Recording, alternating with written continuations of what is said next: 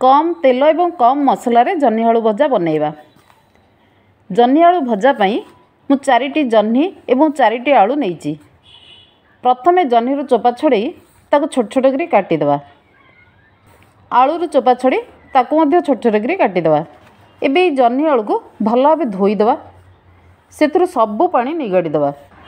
मुझे एतिकी जह्नी एतिकी आलू नहीं आपण मैंने आपण पसंद हिसाब से जह्नी आलू कम बेसी करें। गैस उपर गोटे कड़े बसईदेवा। से 3-4 चमच तेल देदेवा। तेल गरम हो गले गोटे चमच पंच फुटण से देदेवा। सुखिला लंका मध्य फुटई पारे।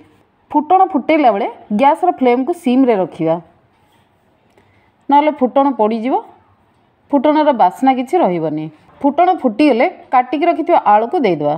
प्रथमे आलू को टिके अल्प भाजीदेवा। आलू अल्प सीझीगला से काटिकी रखि जह्नी को देदेवा।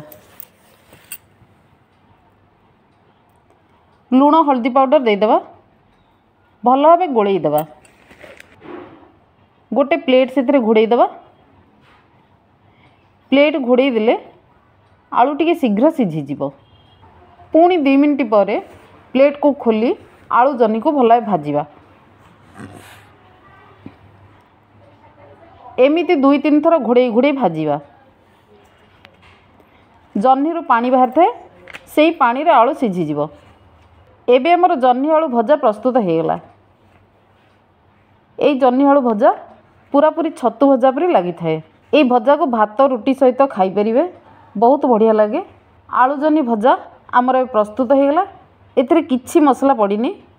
ओषा व्रत रे एमिति जह्नी आलू भजा करी खाआंतु। एई भजा केमिति लागला कमेंट रे जणांतु। रहुछि नमस्कार।